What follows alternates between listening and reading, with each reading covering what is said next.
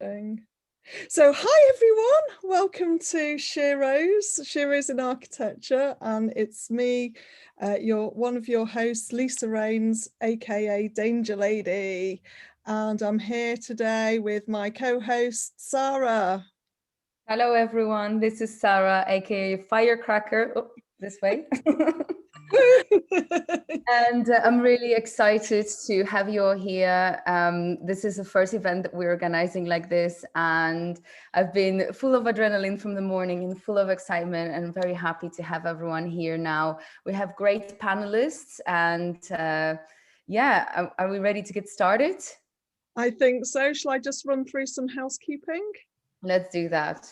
Okay, so we're going to run for 3 hours today, which is amazing. We've got 6 incredible speakers lined up. We've got, starting with Aya Shlatter, aka the Lifesaver. At 4:30 London time, we've got Liz Mail, aka the Crumbs Crusader. At 5 o'clock London time, we've got Joann Lui, aka Kick-Ass Dagger. These names are going to be a bit of a mouthful. We're going to have a brief intermission for 5 minutes, and then we'll kick back off at 5:35 with Evelyn Lee. 6 p.m. Gulce Onganer, and 6:30 Graciela Carrilo, and we will be closing at 7. Excellent. The format of the talks are going to be 20 minutes, in general, 20 minutes presentation or Q&A with one of the hosts. And then afterwards, we'll open it up to the audience. So if you want to ask questions, put them in the Q&A and we'll pick them up at sort of 20 minutes into it. If you want to just say hello and where you are and where you're coming from, pop that in the chat. That'd be awesome. And we've got Farmin, who's managing a bit of the chat, and I'll help over there. So without further ado, I'm going Lisa, I just thought that it would be really nice if we also introduce ourselves so people know a little bit about who we are. So do you want to tell a few words about yourself and Pride Road? Oh, thank you, Sara. So she's always one eye on the marketing, Sara, which is brilliant. So I'm Lisa Raynes. I'm a RIBA chartered architect with 23 years experience, and I'm living over in Manchester in the UK. I've got 3 kids and 2 stepkids. And as a woman in architecture, I've seen my career go up and then plateau and then climb down again. And so 10 years ago, I set up my own business, Pride Road. And 5 years ago, I launched it as a franchise business. So I'm providing a business in a box for women in architecture and people in architecture who are looking for a better work-life balance. So that's Pride Road franchise. Woo! And that's me. Excellent. And a few words about me. Thank you, Lisa. My name is Sara Kolata. I'm also an architect. I studied in London in Central St. Martin's, and right after school, just after 1 year of internship, I started my own humanitarian architecture practice, where we've been building projects all around Central America, in France as well, for refugee people, children, and it was just great. I loved it. I did also a lot of private projects, and as you can imagine, from a very early on in my career, I deep dived into the entrepreneurship side of things, and that have taught me a lot. I've definitely put myself in leadership positions very early on, and I don't think I was fully ready for that. Neither was I ready for what it really means to run your own business. So I learned a lot about business, and about 2 years ago, I decided to actually go full-time and study business and marketing. This is, I guess, what makes me a marketer and a business I don't know, obsessed person, because I'm slightly obsessed on these topics. And today I help other architects, especially women, but not just, to just find their own power and connect to their own inner purpose and not be afraid to start their own businesses and just hit it in the world, you know, in any possible way. So I'm very excited because with this event, we've gathered women that are architects, but also doing alternative businesses and making money in architecture in many different ways. Some of them now advise and serve architects, like our next speaker, Aya. And some of them, like Lisa, for example, started a very innovative practices, which basically the inspiration of that comes from studying other business models. So I guess that was really the purpose behind this event, is for us to come together and to inspire one another and see what else is possible out there and what else women in architecture are doing to serve in a happy way, right? So this is really what brings me to the next speaker, and I'm very excited to introduce Aya, because me and Aya, we actually worked together for the last 5 months, and I'm helping her with digital transformation strategies, and I'm really in love with the product that she's creating and her mission and her passion that drives her for that product. Aya is an architect from Ohio, and she also runs a business which helps other architecture firms outsource drawing and design, and also graphic design. So that already is an alternative business model. And Aya today is going to talk about growing your business and about outsourcing, and will give you some great advice as it comes to running your own business in architecture. So Aya, the stage is yours. Thank you so much. Thank you so much. Can I share my screen now? Yes. Okay. Can everybody see that? Yes. Okay. Hi, everybody. It's Aya Schlochter. I want to keep this up 20 minutes because I really want to engage with the audience. So, hold on. So the title of my talk is Architect My Life, Architect My Freedom, a creative entrepreneur's guide to financial freedom. So I'm here to all firm owners and business people in 20 minutes, help you create financial freedom. Is that even possible? I'll do my best. So a lot of women and firm owners in general are, we're responsible about car insurance, home insurance, health insurance, a lot, especially in America, where I'm from. People here in America really have insurance for everything else. But what about insurance for our financial future of our business, right? What happens if we get laid off, or the next recession happens, or COVID happens? So this talk is about addressing all these issues so that we can be secure about our financial future and look forward to our future instead of fearing it. So my goal is to give you 5 tips that has worked for me. And thanks so much for attending and your willingness to learn and listen. So creatives were taught how to master their craft, but not taught how to run or grow a business. A lot of us became accidental business owners, right? We became architects because we had a lot of work from on the side and we started our own business, but we're not trained as entrepreneurs. That's number 1. Number 2, little to no cash flow. It's like feast or famine. We have a lot of work, we have no work, we have a lot of work. And when we have a lot of work, we can't even deliver and we're burnt out. That's number 2. Number 3, a lot of us have no end game. What happens at the end? Are we going to sell the business? How long are we going to do this for? Especially when we start having kids, it becomes so difficult to juggle. And most of creatives in general are transactional thinkers. What does that mean? We just do it day by day. We get jobs and we work on the jobs we fulfill, hoping for the next client to come.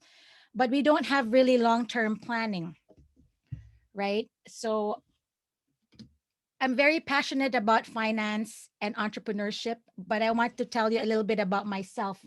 I'm an architecture graduate from NJIT and also have a master's in architecture and urban design, but my passion really is entrepreneurship. So I'll just give you a brief background. When I started early in my career, my first year as a consultant, I landed all these major clients like Coach, the bag company, Michael Kors. So for the first year, I was taking care of retail clients, major retail clients, and I was so ecstatic. Everything was great. I had work pipeline that was 2012. And then Amazon happened. So the retail industry died. So the thing is, I was too focused on working on the business that I didn't even have time to do diversification, to find new work. By that time, I already had 15 employees, but my work pipeline was going down. So that was one, right? I was not responsible for finding new work because I was too busy fulfilling new work. But my second is my turning point. What was my turning point? I'm a mom to two young kids, 10 and 14. And years ago, I never talked about this, but I think I want to share so that people are aware. Um, I had an ear infection that almost led to a ruptured of my brain almost ruptured. If I had not gone to the emergency room within 3 hours, I would have died. So I'm lucky to be alive. I was in the hospital for 5 days. My father called me after 5 days and said this. He's like, Aya, what would have happened if God forbid you died? Do you have a succession plan for your business? You're doing so well, which I was. I was doing so well that time, making a lot of money with my retail clients. But if I died, I didn't have a succession plan. I didn't have any systems in place. My kids would not have had, money coming in. When I die, my business will die with me. So this is why I created this Architect My Life, Architect My Freedom. I want people to be responsible for their financial future. And also, this whole experience gave me the opportunity to reassess who I am, who I want to be, and what my long-term goals are for myself, for my family, and for the business. So that's my backstory. So I want you, all of you, to answer this question. What is your end goal? Do you have a succession plan? These are the things that will guide you towards your financial freedom in the future. So why did you start a business? Why did you start a firm? What is the purpose of this? Are you building a legacy? Do you want to have freedom and be your own boss? Do you love entrepreneurship? Is it because you want to make your family proud, your spouse proud? So you need to answer these questions so that you can plan for your future that will help you and lead you towards financial planning, so strategic planning and marketing. And you need to evaluate who you are, how your clients perceive you, what they value about you, so that you have a better understanding of the end goal and your future, right? So take a screenshot and you just kind of do this exercise on your own. So here are my 5 tips of having financial freedom. The first 2 are self-explanatory.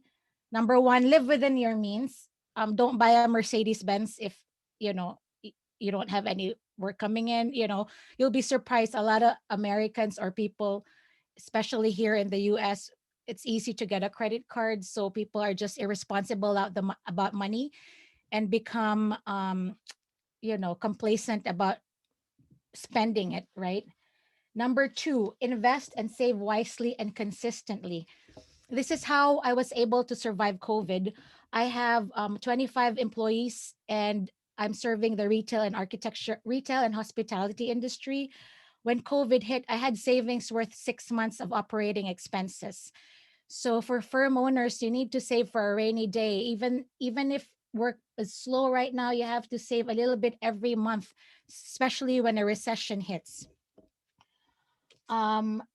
Number 3, begin to think positively about wealth, set financial goals, and get quality advice from experts. I have slides for that. So this one, begin to think positively about wealth. A lot of us have negative relationship toward wealth because a lot of us growing up were poor, or maybe didn't have a lot of money. Our parents were struggling and fighting about money. But sometimes you need to reassess what wealth means to you. Does wealth mean happiness, great relationships, steady income? You all have a house and food, shelter, clothing. Some people who have a lot of money are very depressed. So we need to reassess what wealth means to you, right? But I believe that the key to success is really generosity, and it has been proven in a lot of books.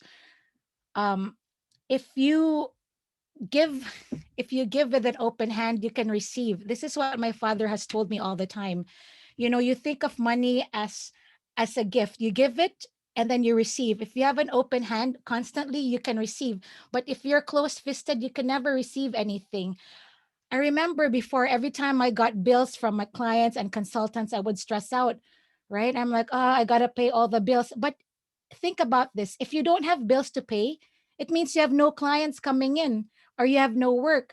So whenever you have bills to pay, when you have money going out, you have to thank, you know, the universe for all the work. I came across this guy called Ken Honda. He's a Japanese financial consultant and coach. He has this thing, this saying called arigato in and arigato out, meaning when he gets money, he thanks the universe for the money coming in, and then when he gives money, he also thanks the universe. So it's all good. I mean, we get paid to serve, not to sell. So we should welcome money and we should give money because we're serving people. We're not selling. We have a product to serve. So that's my thought. Right now I've changed my mindset. When I have bills to pay, I say arigato in. And when I receive, arigato out, or the other way around.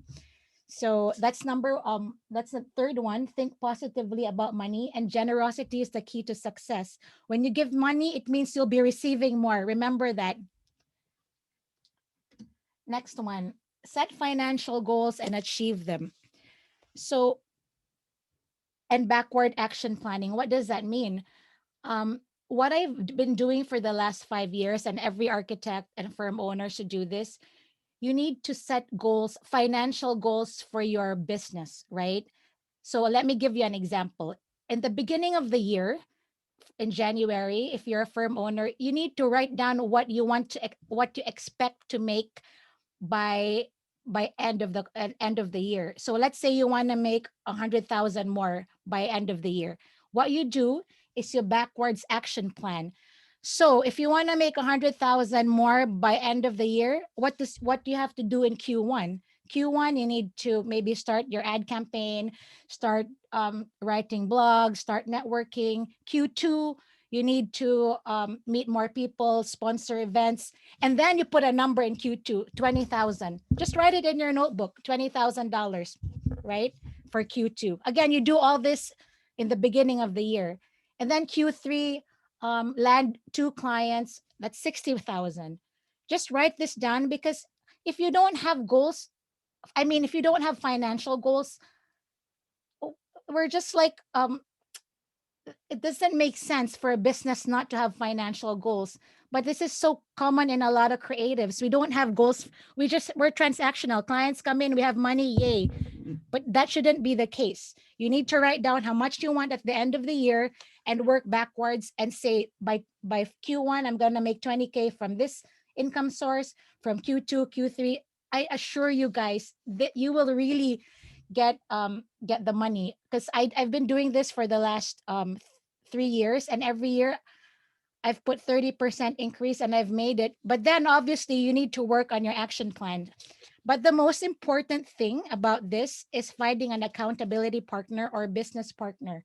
So you share this spreadsheet or your notebook with your partner and meet every 3 months and say, okay, have you made your 100,000 yet? Okay, we gotta work faster, harder, strategically. So again, this is really important. Set financial goals and achieve them. Last, get quality advice from experts. It's who, not how, right? So I recently I read, this is a book by Dan Sullivan. Actually, it's who, not how. We architects don't know how to do a lot of things. We're good designers, but I don't like to manage money. I don't know how to ask for money. I don't know how to up my contract.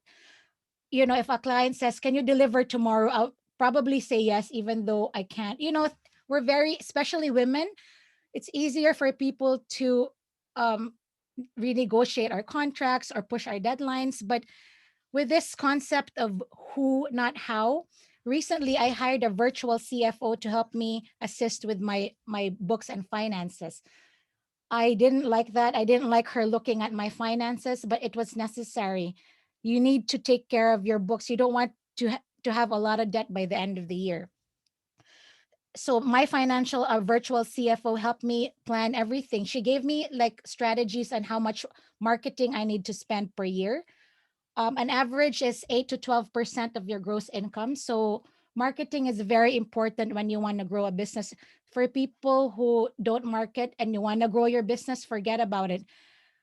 Unless you're extremely lucky and you have a consistent pipeline, you have to continue to market your services and your firm.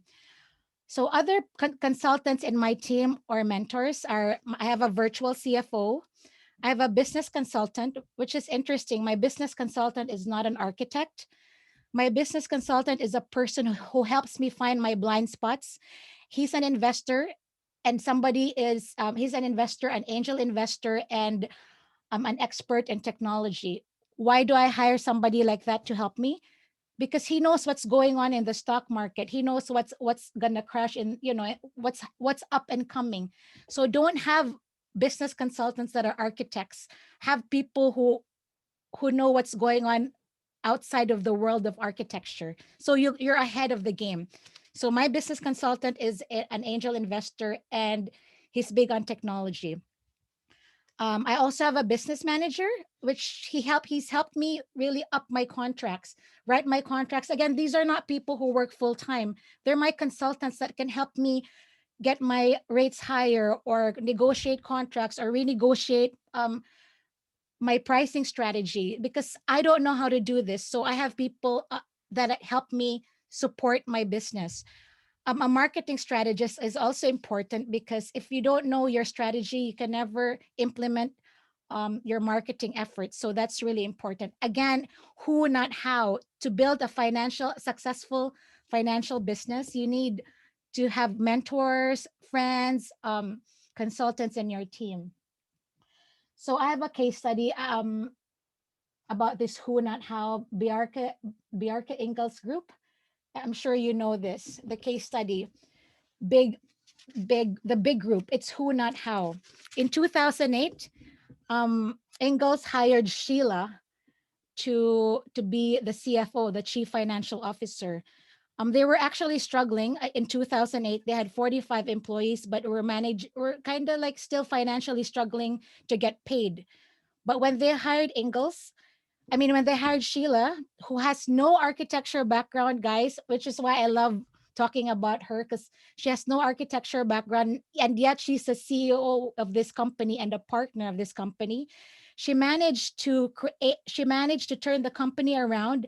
Now, in 2021, they have over 500 employees and serving clients worldwide. Again, Ingalls hired Sheila to help them with operations, business development, optimizing cash flow, executing strategic priorities, collecting money, negotiating contracts, and everything like that. So this company is already a major company, right? In 2008, but you would not have known that. But now they've exploded.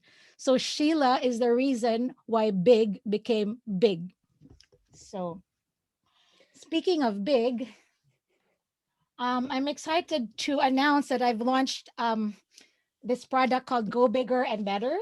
If you're interested, a lot of women ask me how I landed all my big contracts. So please find me on architectmylife.online. It's not ready yet, but it will be ready in July. So if you're interested in learning how to get the bigger contracts and bigger clients, go to architectmylife.online. Thank you so much. And please find me in Facebook. I have a group called Architect My Life, and then Instagram, Architect My Life Movement. Brilliant. Thanks for that. That's amazing. Right. Would anyone, if you've got any questions in the audience, can you ask them in the Q&A section? And if we've got any VIPs, we're happy to bring you on stage if you've got any questions. So just put your hands up. So over to you, Sara. Sure. Thank you so much for the presentation. I really loved it. I'm just going to read some of the chats here because I think they're great. We don't learn how to be business owners in school. We learn how to be designers, but what's next? Sheila is insane and she asked for a lot of money and they gave it to her. So see, this is amazing. Great example, Aya. Thank you so much. And I really recommend for all of you ladies also to check Architect My Life on Facebook and join Aya's groups. She's doing some training there as well. And it's absolutely lovely. And I'm really looking forward also to the course that she's promoting and launching soon. Do we have any questions? If not, maybe we just move to the next speaker, Liz. Okie dokie. So that's brilliant. Thank you. Thanks for coming on, Aya, and thanks for being part of this amazing group of people. I know there's been a lot of people who've been like, oh my God, Aya's amazing. I want to come on, I want to come and listen. So that's just thank you. And thank you so much. We've got a question. Any recommendations for finding the right consultants or mentors? You have to build relationships in your area, but I do have recommendations, and feel free to send me a chat later on because that's a long conversation, but I do have recommendations. So find me in Architect My Life Facebook group. I'll answer all your questions there. I don't put my last name in because it's so hard to spell. So just find me on Architect My Life Facebook group. Fabulous. Thank you so much. And we've had a question from Michele, Hottel, aka Archimum. If you could only hire one consultant, which one should you have? Wow, that's a great question. Well, the first consultant that I hired was my business manager. He helped me level up the playing field because I work with major clients. And when you work with major clients, you can't go to meetings by yourself. You need a team. So he came with me to all my meetings. He wrote all the contracts. He's my business manager. I think a business manager who knows how to negotiate contracts. Yep. So is he an architect? No, none of my consultants are architects, especially the business consultants. Right. We have a completely different.